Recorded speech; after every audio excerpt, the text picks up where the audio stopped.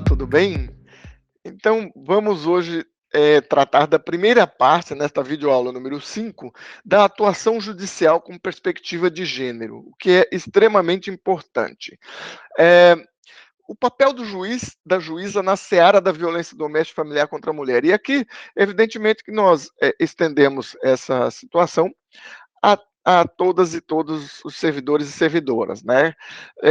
Como nós já vimos, um dos principais pontos é lembrar que quem atua na área de violência contra a mulher deve ter uma abordagem diferenciada, por meio de uma perspectiva de gênero. Isto é, o olhar do processo com lentes de gênero, compreendendo as vulnerabilidades das mulheres, as quais nem sempre são apenas econômicas, mas sim sociais e estruturais, como explicado na videoaula número 4. Eh, esse olhar com lentes de gênero para, melhor compreensão, eu trouxe aqui, uma eh eh, uma explicação que diz o seguinte, e aí tem o link se vocês quiserem acessar. Pense na lente da câmera fotográfica que você pode abrir e fechar para controlar a profundidade de campo. Dependendo de como você manipula a abertura, um gênero pode se mover para o primeiro plano ou ficar desfocado. Então, a lente de gênero ajuda a enquadrar o contexto, as dúvidas e as possíveis respostas de maneira mais precisa. Então, assim, essas lentes de gênero que a gente diz, o cuidado que tem que ser quando se trata de uma violência de gênero, com uma questão de gênero, é para a compreensão dos vieses, as barreiras estruturais, os estereótipos que são internacionalizados e que prejudicam as mulheres. Abordar os preconceitos e estereótipos é muito importante, né, e magistradas e magistrados, com servidoras e servidores, né, visando essa compreensão das especificidades da violência, né. Lembra-se da questão da empatia, da necessidade da empatia, de tratar com atenção, as pessoas querem ser ouvidas, né, especialmente nesses casos, e aí eu chamo a atenção, dos casos, em que as varas são varas genéricas, né, em que não há uma especialização.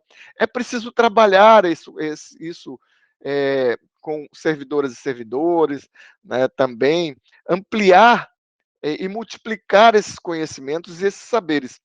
Reconhecer as interseções entre gênero e as questões de diversidade, né. Reconhecer as necessidades das diferentes mulheres individualmente. Nós vamos falar disso, com mais calma, mas, assim, é importante que reconhecer que a violência contra a mulher tem as suas, circunstâncias que são genéricas, gerais a todos, mas, há violências que são mais específicas a certas mulheres individualmente, né, e nós precisamos estar atentos a isso, atentos e atentas. Eh, e por falar em empatia, eu achei interessante e pedi autorização a ela, Cristiana Cordeiro, uma colega nossa lá do Rio de Janeiro, trabalhou bastante tempo na infância e juventude, foi juíza auxiliar da presidência do Conselho Nacional de Justiça, e ela fez uma publicação no seu Instagram dizendo o seguinte, que ela estava ali a ouvir a vítima, com empatia e compreensão do peso de puxar da memória episódios traumáticos. Então veja que é isso que acontece. Quando você vai ouvir uma vítima de violência contra a mulher, em especial, você traz, né, faz com que ela traga à memória, puxe à memória esses episódios que efetivamente são episódios traumáticos a essa mulher, como regra geral. E ela diz que de máscara fica um pouco mais difícil nesses tempos de pandemia, mas tentamos, segundo ela, compensar com o olhar afetuoso. Então veja que mesmo com a máscara que nos tampa nariz e boca, né, com os olhos, eventualmente, se tivermos que tratar dessas questões de gênero, a gente pode sim ter a empatia com aquele olhar, né, segundo a Cristiana muito bem identificou aí.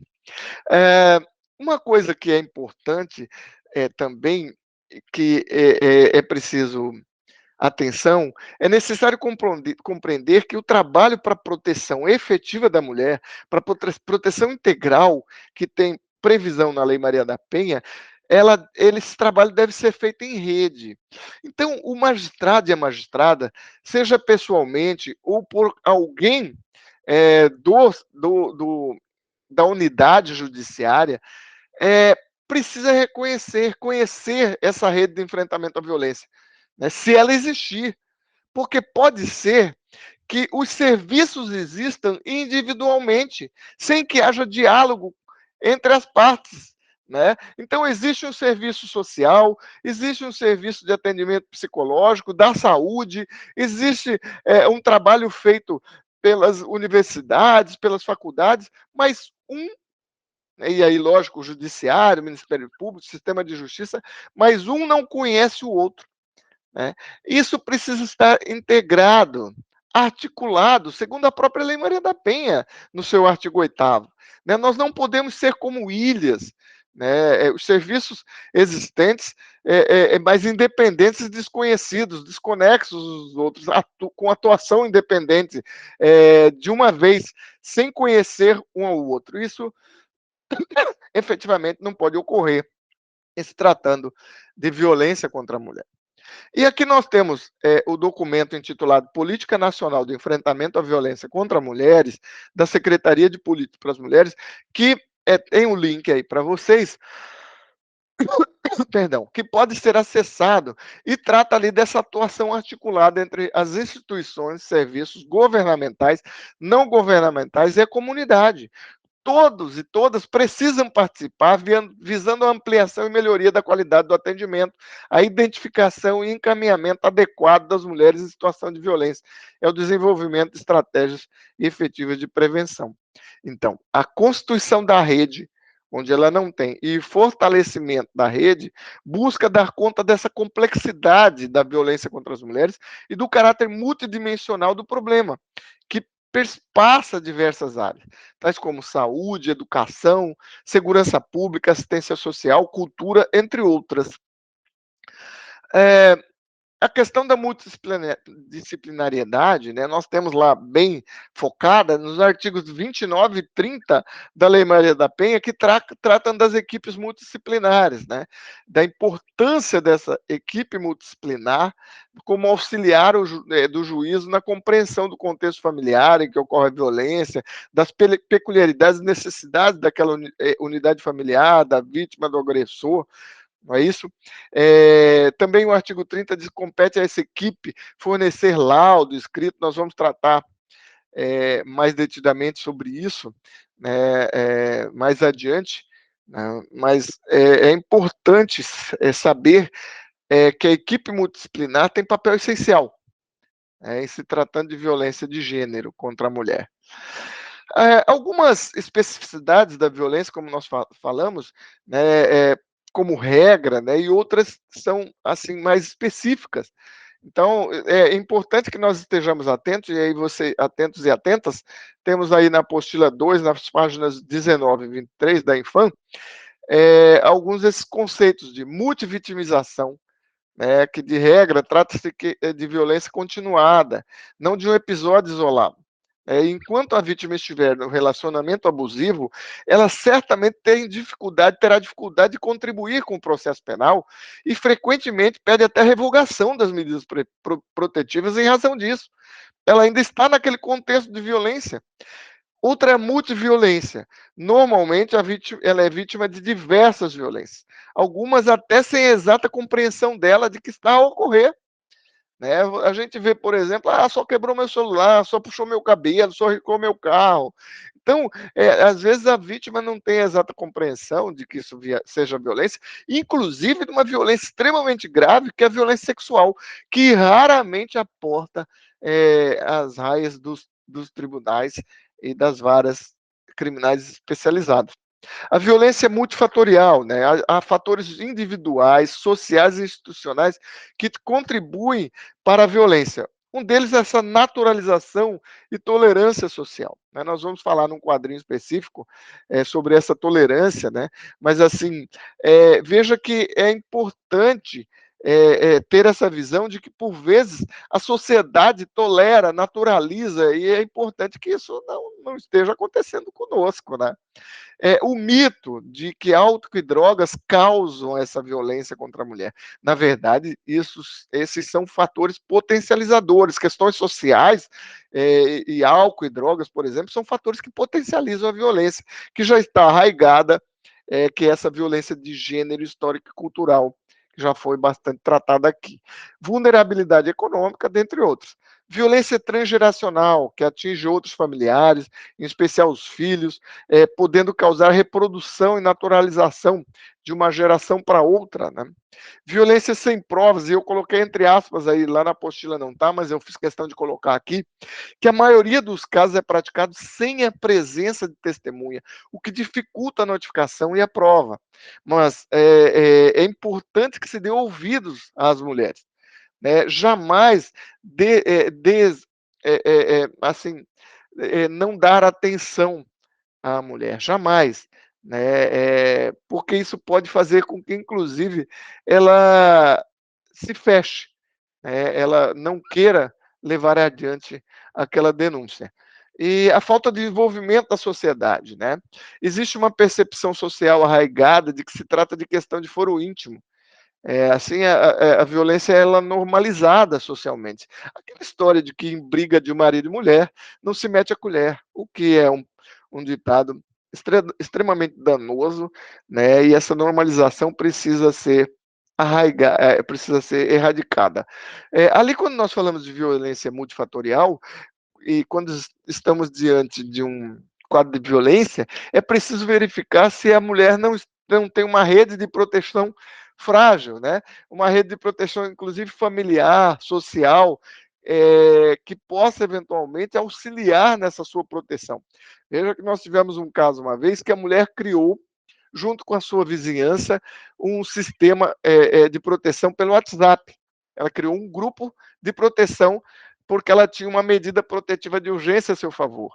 E um vizinho viu quando o agressor, que não podia chegar a menos de 200 metros de distância do local de moradia da mulher, estava a subir pelo telhado e chamou a polícia, né? Porque ela também foi avisada pelo grupo do WhatsApp e ela se trancou num dos cômodos. Quando a polícia chegou, ele já estava com a perna dentro do telhado, ele havia destelhado e estava com a perna adentro. Então é importante verificarmos até isso, se ela tem e orientarmos nesse sentido, de que ela faça também um sistema de proteção social com familiares ou vizinhança, né, e amigos e amigas, tá certo? Reconhecendo outras especificidades. Há características, como eu disse, que são comuns às vítimas de violência. Por isso, está inserida nesse contexto de violência, por vezes, ela é normalizada, né, e fulcrada em um sistema patriarcal que adquire características que diferem de outras vítimas, né? A não compreensão familiar, vergonha, medo de gerar prejuízo aos filhos, autoculpabilização, né, medo das ameaças, insegurança quanto ao futuro da família, dificuldades financeiras, está à mercê de chantagens do agressor. Todos esses fatores geram muitas vezes barreiras que impedem a vítima de sair daquele relacionamento abusivo, né? As consequências negativas para o trabalho, o isolamento da vítima, de seus familiares, de seus amigos, isso por vezes acontece, e tem lá previsão como violência na própria Lei Maria da Penha. O mito do amor romântico, ela acha que ele vai mudar, que o amor dela é capaz de transformar o agressor e ela vai se mantendo naquela violência, cujo ciclo, como foi falado antes, né, pelas minhas antecessoras, é, pode se agravar, não é isso? Então, a perpetuação da violência, né? Existem vínculos entre o agressor e a vítima que, por vezes, a colocam em risco maior. Por exemplo, a existência de filhos, né, e filhas menores, em razão da necessidade de discussão sobre pensão, sobre guarda, visita, tudo isso mantém um contato permanente, aquele vínculo será mais permanente, né? E pode gerar conflitos e perpetuação da violência. Então, é preciso que estejamos é, atentos e atentas a esses detalhes. É, a boa imagem pública do homem, né? nós temos diversos casos em que vêm testemunhas depor a favor da conduta social do agressor. E realmente, muitas vezes, no mais das vezes, ele se apresenta no meio social como uma pessoa boa, trabalhadora, né, e como um provedor que nada deixa faltar àquele lá. E aí esse homem, normalmente, ele nega a violência cometida e ele até não se identifica como criminoso, porque ele dá, mas eu dou tudo em casa, né? E quando ele assume alguma parte da sua responsabilidade na violência, ou melhor, da própria violência em si, que ele assume que a praticou, tenta culpabilizar a mulher pela violência sofrida. Né? Dizer, mas também ela que é culpada, doutor, por isso, por aquilo.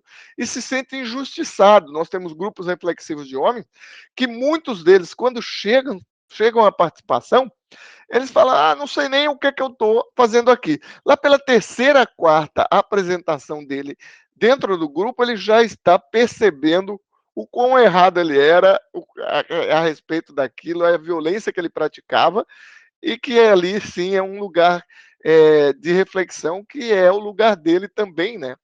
Tá certo? Então, outra questão é a má imagem social da mulher a que se tenta apregoar, né?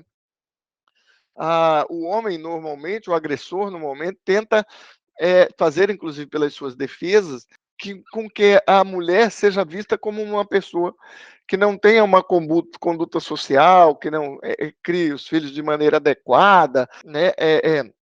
E aí, assim, colocar que ele perdeu a cabeça, isso, a forma dela agir o desestabilizou, né? Então, às vezes, para o senso comum, a ida dela a juízo ou à polícia, isso é uma mera vingança, né? Para o senso comum daqueles que conhecem aquele homem social, né? Que ele tem boa conduta, que a maior parte das violências não ocorrem aos olhos de testemunha. E por vezes a mulher até esconde familiares, de quem tem amizade.